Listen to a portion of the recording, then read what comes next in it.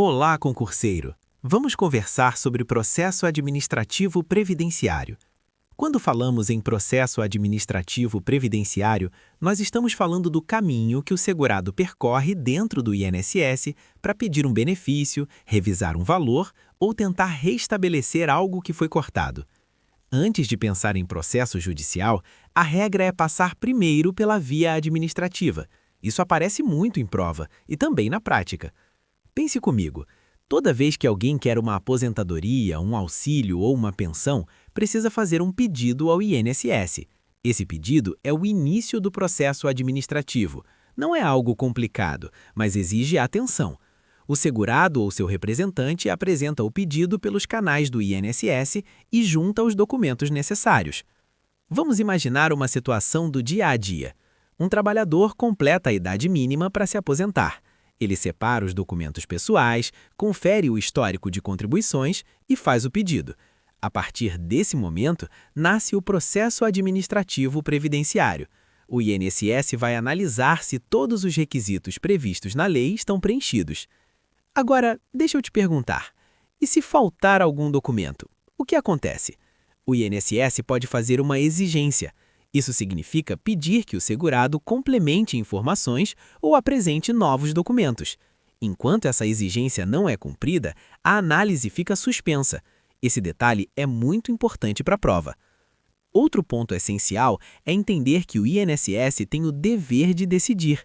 A administração pública não pode simplesmente deixar o pedido parado.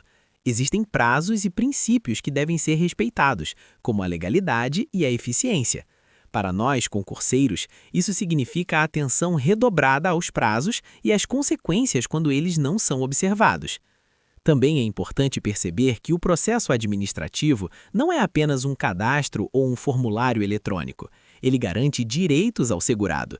Direito de acompanhar o andamento, de apresentar documentos, de corrigir informações e de discordar da decisão. Imagine agora um segurado que teve o benefício negado porque o INSS entendeu que faltava tempo de contribuição, mas ele sabe que trabalhou por mais anos. Nesse caso, o processo administrativo permite que ele apresente provas, como registros de trabalho, e mostre que a decisão pode estar equivocada. Percebe como esse processo é um espaço de diálogo entre o segurado e a administração?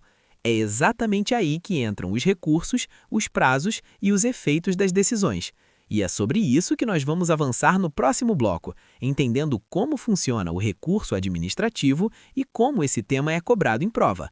Agora nós vamos seguir em frente no nosso estudo, de forma tranquila, passo a passo, para que tudo faça sentido. Depois que o INSS analisa um pedido, pode acontecer de o segurado não concordar com a decisão. Isso é muito comum.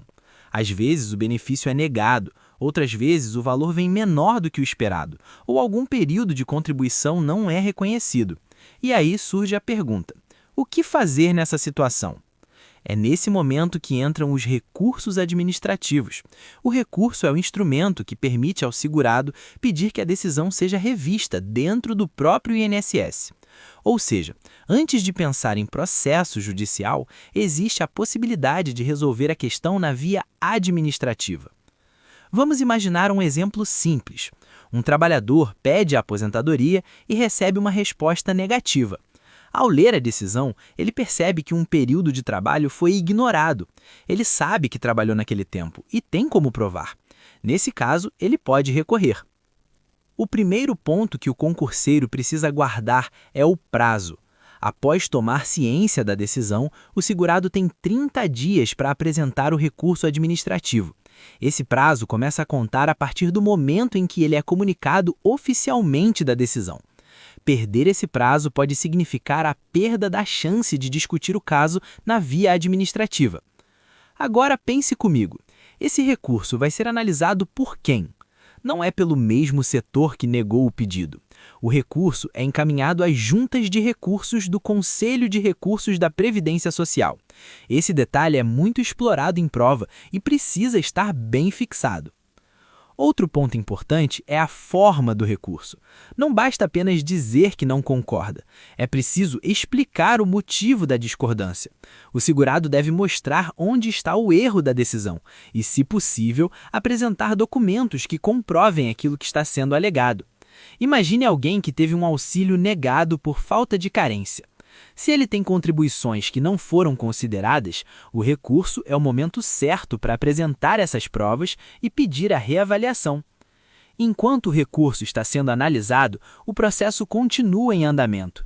Em regra, a simples interposição do recurso não suspende os efeitos da decisão do INSS. Esse é um ponto de atenção para o concurseiro, porque muitas questões de prova cobram exatamente essa regra geral. Perceba como tudo segue uma lógica. Primeiro o pedido, depois a decisão e, se houver discordância, o recurso. Tudo dentro de prazos e com garantias ao segurado. No próximo bloco, nós vamos fechar esse tema falando de forma organizada sobre os prazos administrativos, os efeitos das decisões e o que acontece depois do julgamento do recurso. É assim que nós vamos consolidar todo esse conteúdo. Agora nós vamos encerrar esse tema com calma, conectando tudo que já estudamos, como se nós estivéssemos revisando juntos antes da prova. Vamos lembrar do caminho completo. Tudo começa com o pedido administrativo feito ao INSS. Depois vem a análise e a decisão. Se o segurado não concorda, ele pode recorrer. E para que tudo funcione corretamente, existem prazos bem definidos. Esses prazos servem para dar organização e segurança ao processo. O prazo mais cobrado em prova é o prazo para apresentar recurso administrativo. Depois que o segurado toma ciência da decisão do INSS, ele tem 30 dias para recorrer. Esse prazo precisa ser respeitado com muita atenção. Se ele passa, a decisão administrativa se torna definitiva dentro do INSS. Vamos trazer isso para um exemplo simples. Imagine alguém que recebe a resposta negativa do benefício e pensa em resolver depois, achando que não tem pressa. O tempo passa e, quando essa pessoa decide agir, o prazo já acabou. Nesse caso, ela perde a chance de discutir o erro na via administrativa. Por isso, prazos são um ponto muito sensível tanto na prática quanto nas questões de concurso. Depois que o recurso é apresentado, ele é analisado pelas juntas de recursos e, em alguns casos, pelas câmaras de julgamento do Conselho de Recursos da Previdência Social. A decisão pode manter o entendimento do INSS ou modificar completamente o resultado. Agora pense comigo, e se o recurso for aceito?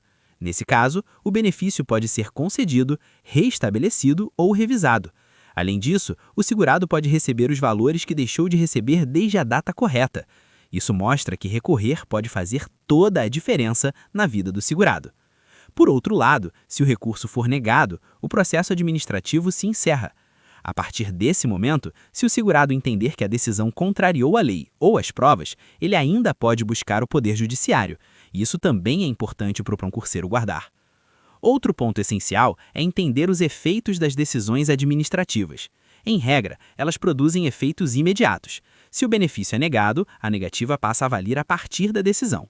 Se o benefício é concedido em recurso, o INSS deve implantar o benefício e pagar o que for devido. Perceba como tudo segue uma sequência lógica: pedido, análise, decisão, recurso, julgamento e efeitos. Quando nós entendemos essa ordem, o processo administrativo previdenciário deixa de ser um tema confuso e passa a ser algo organizado e fácil de memorizar para a prova. Com isso, nós fechamos o estudo do processo administrativo previdenciário, passando pelo pedido, pelos recursos, pelos prazos e pelos efeitos das decisões, sempre com base na legislação em vigor e na lógica cobrada nos concursos. Aqui terminamos mais um bloco. Até o próximo. Se gostou, inscreva-se, curta o vídeo e ative o sininho.